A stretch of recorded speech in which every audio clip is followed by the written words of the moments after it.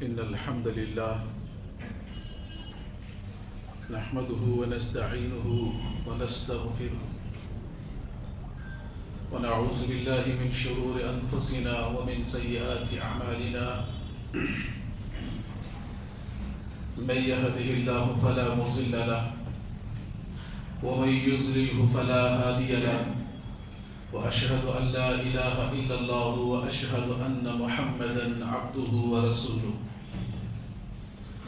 أما بعد فإن خير الحديث كتاب الله وخير الهدى هدى محمد صلى الله عليه وسلم وشر الأمور محدثاتها وكل محدثة بدعة وكل بدعة ضلالة وكل ضلالة في النار. وقال الله تبارك وتعالى في القرآن المجيد: أعوذ بالله السميع العليم من الشيطان الرجيم من همزه ونفخه ونفسه. بسم الله الرحمن الرحيم. يا أيها الذين آمنوا اتقوا الله حق تقاته ولا تموتن إلا وأنتم مسلمون. يا أيها الناس اتقوا ربكم الذي خلقكم من نفس واحدة وخلق منها زوجها وبث منهما رجالا كثيرا ونساء واتقوا الله الذي تساءلون به والأرحام إن الله كان عليكم رقيبا. يا أيها الذين آمنوا اتقوا الله وقولوا قولا سديدا يصلح لكم أعمالكم ويغفر لكم ذنوبكم ومن يطع الله ورسوله فقد فاز فوزا عظيما. وقال الله تبارك وتعالى في موضع آخر: محمد رسول الله والذين معه أشداء على الكفار رحماء بينهم تراهم ركعا سجدا يبتغون فضلا من الله ورضوانا. رب اشرح لي صدري ويسر لي أمري واحلل عقدة من لساني يفقهوا قولي. سب سے پہلے تعریف اللہ رب العالمین کی، جس اللہ رب العزت نے مجھے اور آپ کو پیدا کیا، جس نے ساری کائنات کو بنایا، جو کل کائنات کا خالق، مالک اور رازق ہے۔ اللہ رب العالمین کی حمد و ثنا کے بعد درود و سلام ہو تمام پیغمبروں پر، خصوصاً میرے اور آپ کے پیارے نبی رحمت للعالمین سید المرسلین، امام کائنات، خاتم الانبیاء، امام الانبیاء، سید الانبیاء، محمد رسول اللہ صلی اللہ علیہ وسلم پر، جن کو اللہ رب العالمین نے ہماری طرف رشد و ہدایت بنا کر کے مبعوث کیا ہے۔ محترم بزرگوں، نوجوانوں، عزیز بچوں اور محترمہ پردہ نشین اسلامی خواتین، قرآن کریم کی سورہ فتح کی کچھ آخری آیتیں میں نے خطبہ مسنونہ کے بعد آپ حضرات کے سامنے پڑھی ہیں۔ ان آیتوں میں اللہ رب العالمین نے ایک ایسے گروہ کا ذکر کیا ہے، ایک ایسی جماعت کا ذکر کیا ہے جن کے ایمان کی گارنٹی، جن کے ایمان کی تصدیق خود اللہ تبارک و تعالیٰ کرتا ہو۔ وہ جماعت جسے ہم صحابہ کرام کی جماعت کہتے ہیں۔ اس روئے زمین پر پیغمبروں کے بعد سب سے بڑے اولیاء کرام، سب سے بڑے دین کے ائمہ، سب سے بڑے دین کے بزرگ، جنہوں نے دین کو سمجھا اور جن کے دور میں دین نازل ہوا، وہ صحابہ کی جماعت ہے۔ سوال یہ پیدا ہوتا ہے، صحابی کسے کہتے ہیں؟ ہم اکثر سنتے آتے ہیں کہ صحابی، صحابہ کرام، حقیقت میں صحابی کسے کہتے ہیں؟ صحابی اسے کہتے ہیں جنہوں نے ایمان کی حالت میں اللہ کے نبی کو دیکھا ہو وہ صحابی ہے، ورنہ نبی کے دور میں اللہ کے نبی کو دیکھنے والا ابو جہل بھی تھا اور دیکھنے والے ابو بکر صدیق رضی اللہ تعالیٰ عنہ بھی تھے، نبی کو دیکھنے والا ابو لہب بھی تھا اور دیکھنے والے عمر فاروق رضی اللہ تعالیٰ عنہ بھی تھے۔ کیا صرف دیکھنے سے صحابی ہوتے ہیں؟ نہیں، ابو جہل اور حضرت ابو بکر ان دونوں کے دیکھنے کا نظریہ کیا ہے؟ نظریہ یہ ہے، ابو جہل نے دیکھا محمد بن عبداللہ کو اور ابو بکر نے دیکھا محمد رسول اللہ کو، یہ دونوں میں فرق ہے۔ تو جس نے ایمان کی حالت میں اللہ کے نبی صلی اللہ علیہ وسلم کو دیکھا ہو، آپ سے ملاقات کی ہو، حقیقت میں وہ صحابی کہلاتے ہیں۔ محترم حضرات، صحابہ کرام کی قربانیاں، صحابہ کرام کی خصوصیات اور صحابہ کرام کی عظمتیں، ان کی فضائل، اس چھوٹے سے اوقات میں کیا بیان کروں؟ صرف ایک صحابی کے ایسے فضائل ہیں جن کے زندگی پر کئی مہینے خطبے چل سکتے ہیں، سبحان اللہ۔ اب اتنے بڑے سمندر کو ایک چھوٹا سا پانی کا پیالہ بنا کر کے میں آپ کے سامنے پیش کرنے کی کوشش کر رہا ہوں۔ ہر صحابی کا ایک الگ الگ مقام ہے، ایک الگ الگ عظمت ہے۔ میں آپ کو بتاؤں، اللہ رب العالمین صحابہ کرام سے بڑی محبت کرتا تھا، رضی اللہ عنہ ورضوا عنہ، جو اللہ سے راضی ہوئے اور اللہ بھی ان سے راضی ہو گیا۔ میں ہمارے نوجوانوں سے توجہ چاہوں گا کہ اللہ تبارک و تعالی صحابہ سے کیسی محبت کرتا تھا اور صحابہ کرام اللہ سے کیسی محبت کرتے تھے، سبحان اللہ۔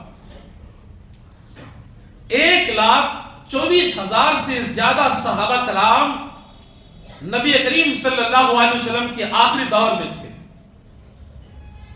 1,24,000 پیغمبروں میں 1,24,000 صحابہ کرام میں اللہ تبارک و تعالیٰ کو 1400 صحابہ بہت زیادہ محبوب تھے۔ یہ 1400 صحابہ جو صلح حدیبیہ کے موقع پر نبی اکرم صلی اللہ علیہ وسلم کے ساتھ حج کے ارادے سے نکلے، مکہ سے پہلے آپ نے پڑاؤ ڈالا، حضرت عثمان غنی رضی اللہ تعالیٰ عنہ کو اللہ کے نبی نے حالات دیکھنے کے لیے مکہ میں بھیجا۔ کسی نے افواہ پھیلا دی کہ عثمان غنی رضی اللہ تعالیٰ عنہ کو قتل کیا گیا ہے۔ اس وقت اللہ کے نبی صلی اللہ علیہ وسلم ایک درخت کے نیچے بیٹھے ہیں، آپ نے اپنا ہاتھ آگے کیا، آگے کرنے کے بعد کہا کہ کون ہے جو میرے ہاتھ پر بیعت کرے گا؟ جب تلک عثمان کے خون کا بدلہ لیے، میرا ساتھ دیں گے، خون کا بدلہ لیے میں یہاں سے جا نہیں سکتا، کون ہے میرا ساتھ دے؟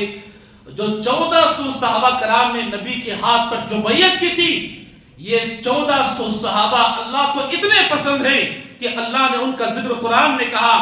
جب اللہ کے نبی نے ہاتھ پھیلایا، ان کے ہاتھ پر جب صحابہ کرام نے اپنا ہاتھ رکھ کر کے بیعت کی، اللہ کہتا ہے ید اللہ، ان کے ہاتھوں پر اللہ کا ہاتھ تھا۔ پھر ان 1400 صحابہ کرام میں 313 ایسے صحابہ ہیں جو اللہ کو ان 1400 سے بھی زیادہ پسند ہیں۔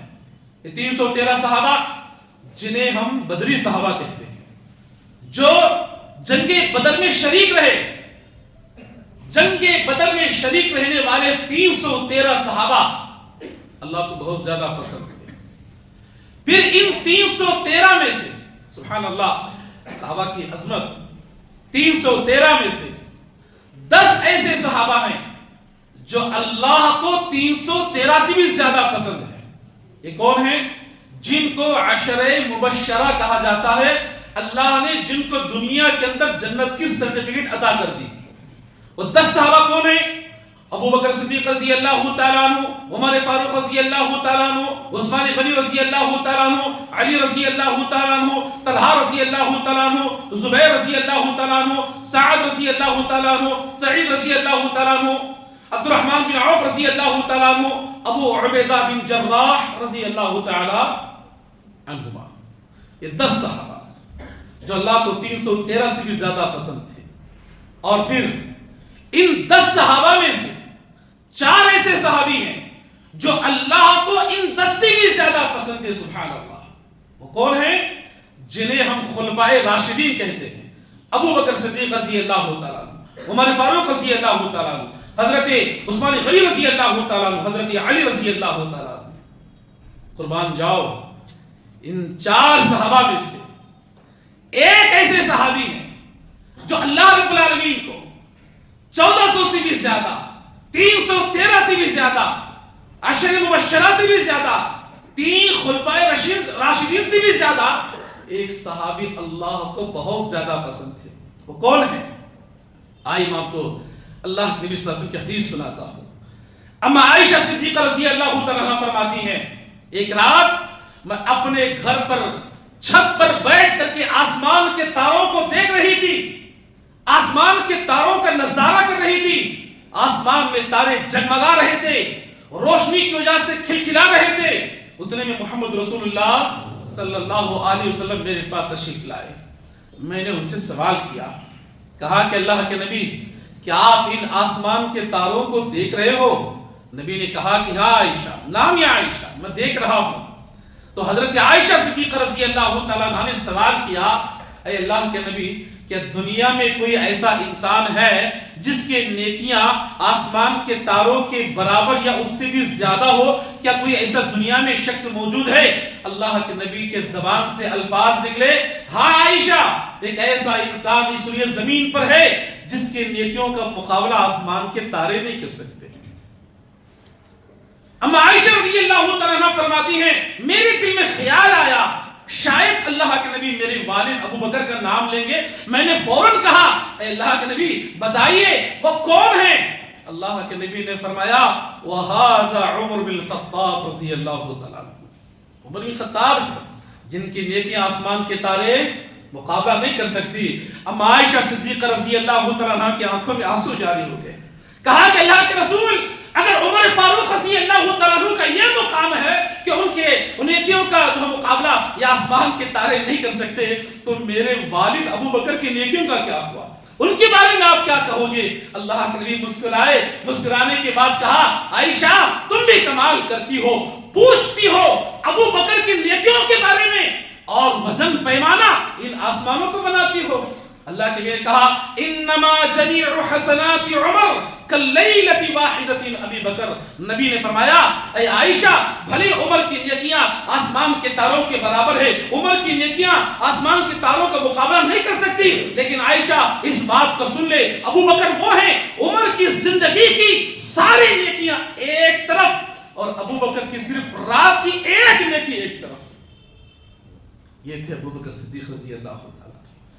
میرے عزیز دوستو، اپنے بچوں کو صحابہ کے واقعات سناؤ، اپنے اولاد کو صحابہ کی ان کی اتہاس، ان کی زندگی، ان کی تاریخ بتاؤ، تاکہ ہمارے بچوں کو ایمان پیدا ہو سکے. میرے عزیز دوستو، صحابہ کرام، کیا بولوں کیا چھوڑوں، وقت کی کمی ہے. صحابہ کرام کے جو ٹاپک ہوتا ہے، یہ جو موضوع ہوتا ہے کہ سبحان اللہ بس بولتے جائیں تاکہ ہمارے ایمان میں اضافہ ہو.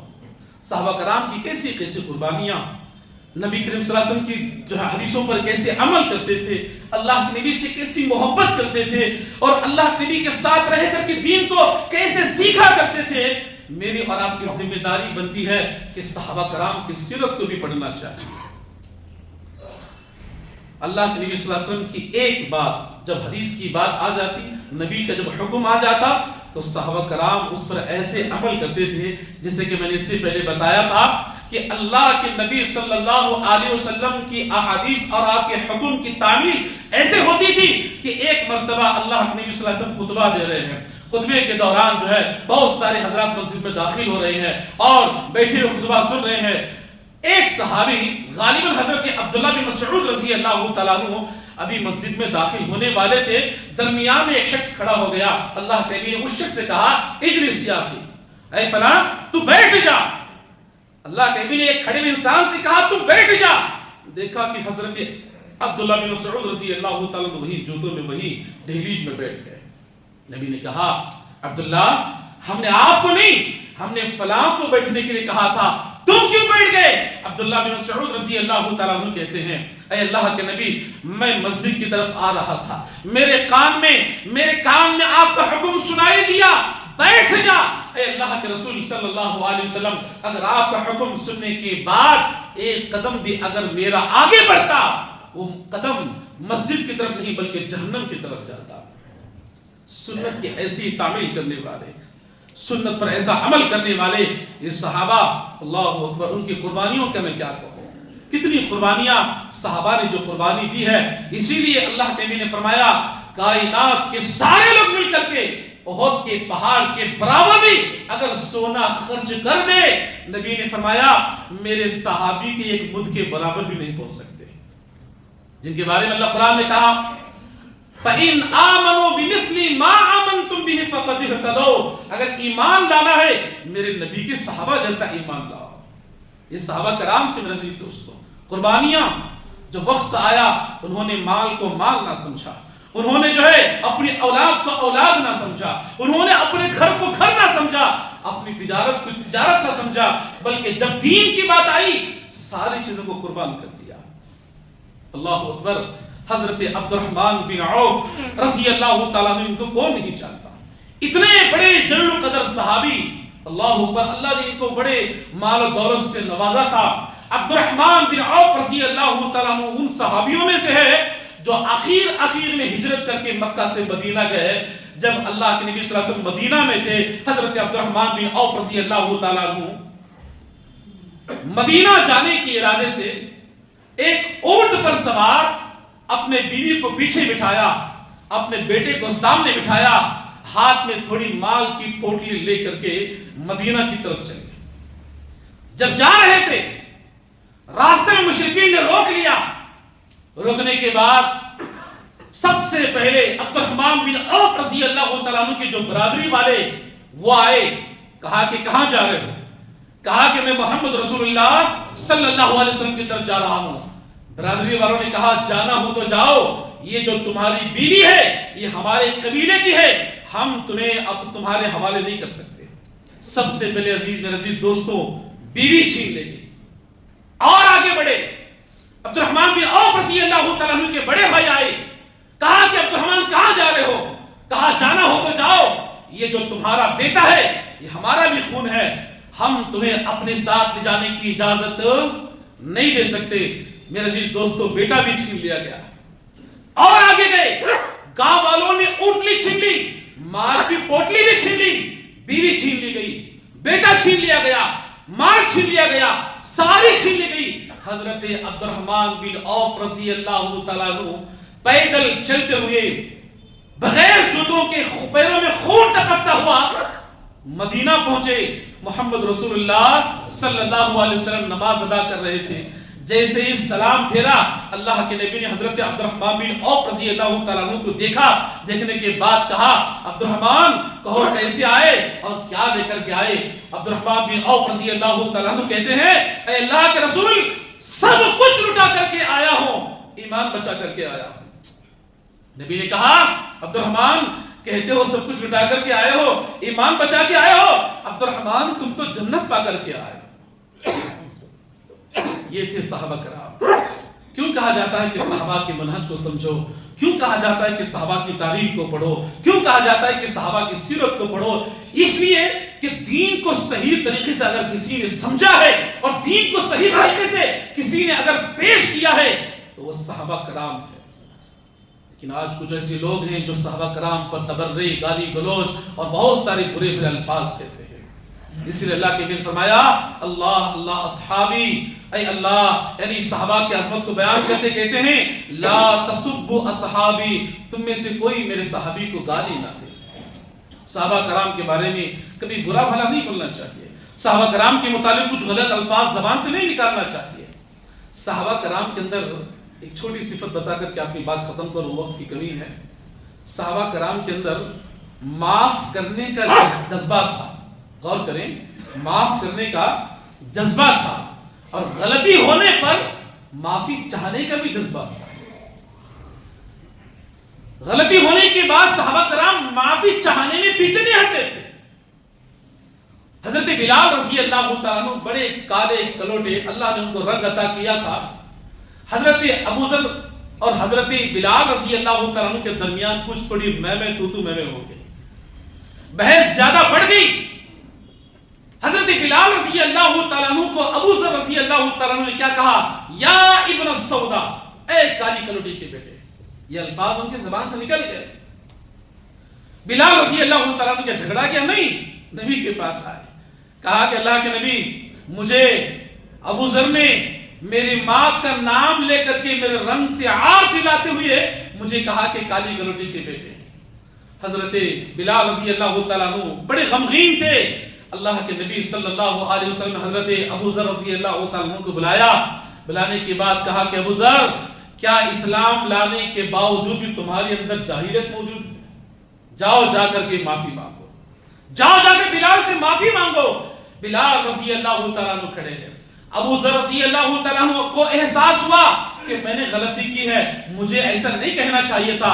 ابو ذر رضی اللہ تعالیٰ عنہ اپنے گھٹنوں کے بل نیچے بیٹھ گئے، اپنی ناک اپنا چہرہ زمین پر رگڑنے لگے. کہا کہ جب تک بلال مجھے معاف کر کے اپنا قدم میرے چہرے پر نہیں رونیں گے، میں اپنا چہرہ نہیں اٹھاؤں گا. بلال رضی اللہ تعالیٰ عنہ آئے، ان کے سر کو اٹھایا. کہا کہ جو سر اللہ کے سامنے جھکتا ہے، بلال کا قدم اس کے سر پر کیسے آ سکتا ہے؟ معاف کر دیا. معافی چاہنے والے تھے. اور اللہ کے نبی صلی اللہ علیہ وسلم جب اللہ کے نبی کے پاس آتے، اللہ کے نبی کے صحابہ اور اللہ کے نبی کے اخلاق کو دیکھیے.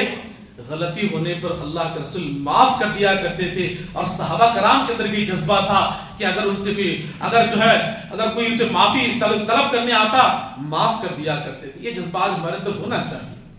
لیکن آج معافی مانگنے کو ہم چھوٹا سمجھتے ہیں. میں بڑا ہوں، میں اس سے معافی مانگوں، میں اس کے سامنے جا کے سر جھکاؤں. معمولی سی بات پر آج ایک بھائی جو ہے برسوں تک بات نہیں کرتے. صرف اس بنا پر ایک بھائی کی بیٹی کی شادی تھی، دوسرے بھائی نے دعوت گھر پر آ کر دینے کے بجائے فون پر کہہ دیا ہو یا کہیں کہا کہ بھائی شادی میں آ جا. دعوت مجھے اس نے صحیح طریقے سے نہ دی، اس بات پر برسوں جو ہے چہرہ موڑ کر کے ہم زندگی گزارتے ہیں. کیا اس صحابہ کا طریقہ تھا؟ معاف کرنے والے بنے، دل کو بڑا بنائے. اللہ تبارک و تعالی معاف کرنے والوں کو پسند فرماتا ہے. اور آدمی جب معافی چاہتا ہے وہ چھوٹا نہیں ہوتا ہے، وہ اللہ کی نظر میں بڑا ہوتا ہے. تو اس صحابہ کرام کی جو ہے سیرت سے کچھ ہمیں واقعات معلوم کرنے چاہیے. اور اسی طرح قرآن کریم میں اللہ رب العالمین نے فرمایا محمد رسول اللہ. یہ جو محمد ہے یہ اللہ کے رسول ہیں.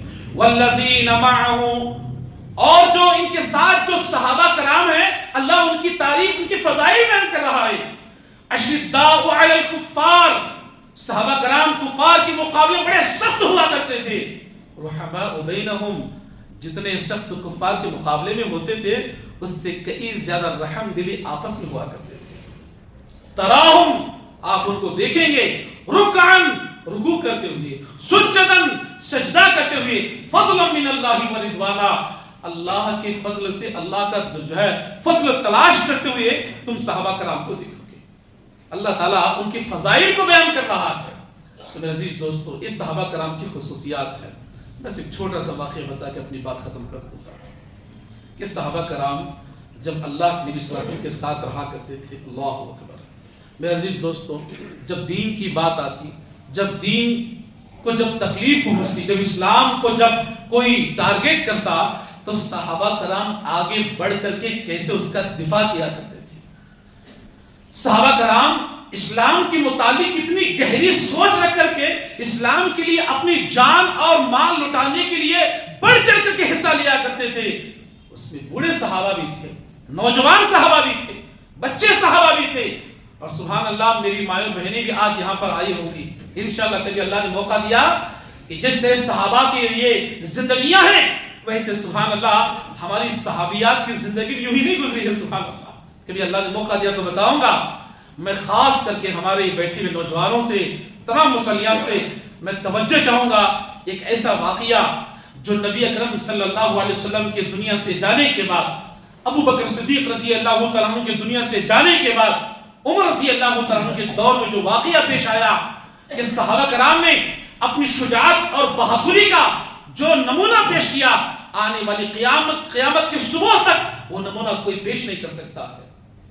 یہ اس لیے بیان کیا جاتا ہے تاکہ ہمارے نوجوان صحابہ کرام کی سیرت کو پڑھ کر کے اپنے ایمان کے اندر وہ اضافہ پیدا کر سکے، اپنے اندر وہ سدھار لا سکے۔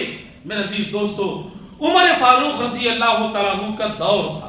توجہ چاہوں گا، اس زمانے میں ایک بادشاہ رہا کرتا تھا، وہ بادشاہ کا نام تھا ہرقل، عیسائی بادشاہ تھا۔ یہ بادشاہ اس نے اسلام تو قبول نہیں کیا تھا، لیکن اللہ کے نبی صلی اللہ علیہ وسلم سے اس کی بڑی عقیدت، بڑی محبت ہوا کرتی تھی، اور مسلمانوں کو اس نے کئی مرتبہ پناہ دی تھی، اس لیے ہمیشہ مسلمانوں کا ہمدرد رہا اور مسلمان بھی اس کے ہمدرد کے ساتھ رہے۔ عمر رضی اللہ تعالیٰ عنہ کے دور میں روم کے بادشاہ ہرقل پر کچھ رومیوں نے حملہ کر دیا۔ حملہ کرنے کے بعد غور کریں، جو ہرقل بادشاہ تھا اس نے عمر بن خطاب امیر المومنین رضی اللہ تعالیٰ عنہ سے مدد مانگی کہ رومیوں نے مجھ پر حملہ کر دیا ہے، آپ میری کچھ مدد کریں۔ اللہ اکبر۔ تو حضرت عمر بن خطاب رضی اللہ تعالیٰ عنہ نے غور کریں، 8000 کتنے؟ 8000 کا لشکر خالد بن ولید رضی اللہ تعالیٰ عنہ کو سپہ سالار بنا کر کے کہا کہ خالد جاؤ، جا کر کے تم ہرقل بادشاہ کی تم حفاظت کرنا، ان کے ساتھ جنگ میں تم شریک رہنا۔ خالد بن ولید رضی اللہ تعالیٰ عنہ 8000 کا لشکر لے کر جب روم کے بادشاہ کے ساتھ میدان جنگ میں پہنچتے ہیں، غور کرو میرے نوجوانوں، سامنے رومیوں کافروں کی تعداد کتنی رہی ہوگی؟ تاریخ کے اوراق آپ پلٹتے ہیں، تاریخ جب ہم پڑھتے ہیں، ایک طرف 8000 صحابہ کرام اور سامنے 2 لاکھ، کتنی؟ 2 لاکھ۔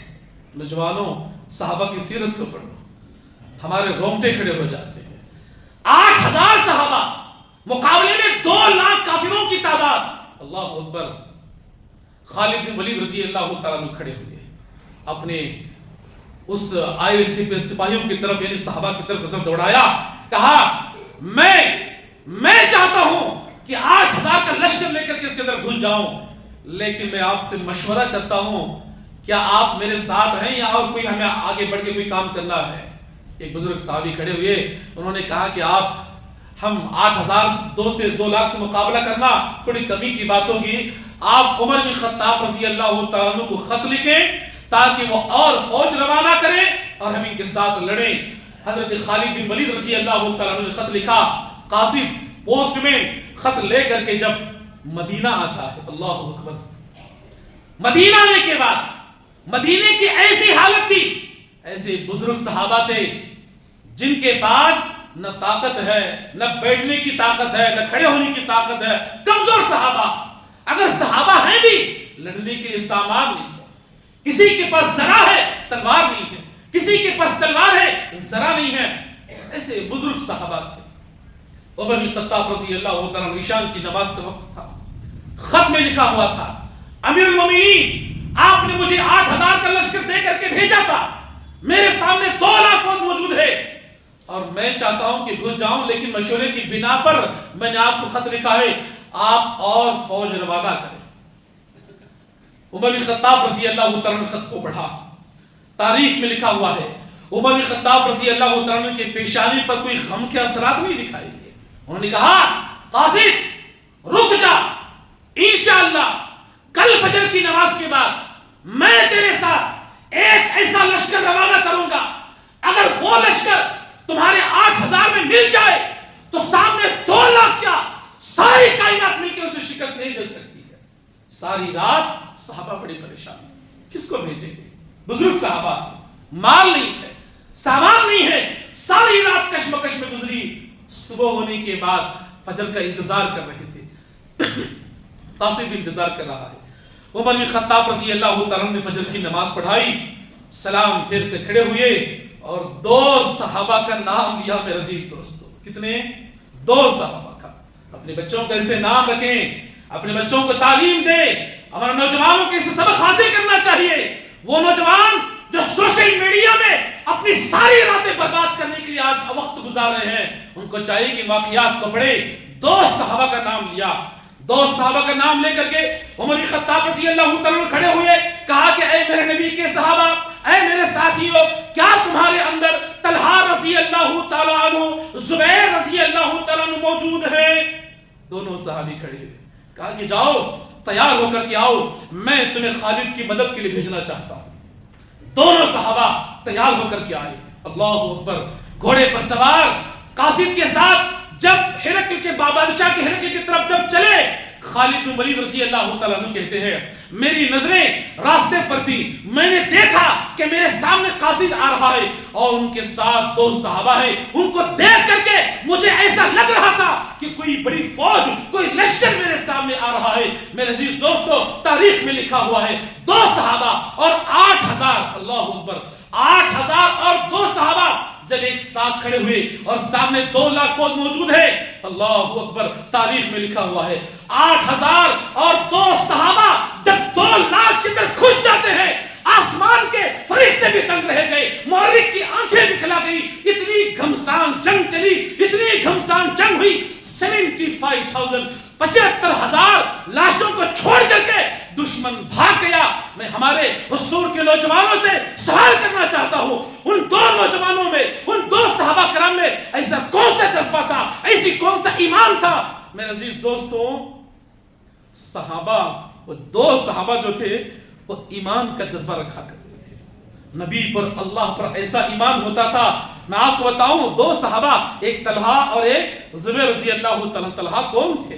طلحہ وہ تھے جنگ احد کے موقع پر، میرے نوجوانوں، جنگ احد کے موقع پر سامنے کافر ہیں، اللہ کے نبی کھڑے ہوئے ہیں، کافروں نے دیکھا کہ ہمارے سامنے محمد ہے، اللہ کے نبی صلی اللہ علیہ وسلم پر تیر برسا رہے تھے۔ جب تیر کافروں کی طرف سے آ رہے تھے، حضرت طلحہ رضی اللہ تعالیٰ عنہ اللہ کے نبی کے سامنے آ کے کھڑے ہو گئے، کہا کہ اللہ کے رسول، جب تلک طلحہ کا سینہ موجود ہے، کوئی بھی تیر جو ہے آپ تک پہنچ نہیں سکتا۔ اللہ کے نبی کو اپنے پیچھے کر لیا، کافروں کی طرف سے آئے ہوئے تیر جو ہے طلحہ رضی اللہ تعالیٰ عنہ کے جسم کو چھلنی کر دیا۔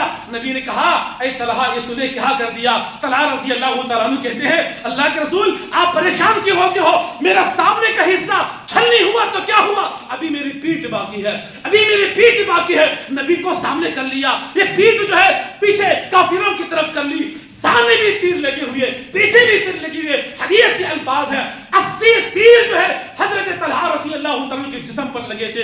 اللہ کے نبی نے آسمان کی طرف ہاتھ اٹھایا اور کہا اللہ، آج میں طلحہ سے راضی ہو گیا۔ اتنی بڑی بات اللہ کے نبی نے فرمائی، کہا کہ اے طلحہ، آج تو نے وہ کام کیا ہے ساری کائنات کے لوگ کہتے ہیں اے اللہ کے رسول میرے ماں باپ آپ پر فدا ہو، لیکن آج میں محمد رسول اللہ کہتا ہوں کہ میرے ماں باپ تجھ پر فدا ہو۔ صحابہ تھے۔ اور زبیر رضی اللہ تعالیٰ عنہ کا واقعہ کبھی وقت کی کمی ہے، کبھی انشاءاللہ آئندہ بتاؤں گا۔ میں خصوصاً ہمارے نوجوانوں سے کہوں گا صحابہ کی سیرت کو پڑھا کرے۔ میری مائیں اور بہنیں بچوں کو صحابہ کی سیرت سمجھائیں تاکہ ان کے اندر ایمان کا جذبہ پیدا ہو سکے اور صحیح دین کی تعلیم انہیں حاصل ہو سکے۔ اللہ سے میں دعا کرتا ہوں اللہ تعالیٰ مجھے اور آپ کو صحابہ جیسا ایمان اپنے اندر پیدا کرنے کی توفیق عطا فرمائے، آمین رب العالمین۔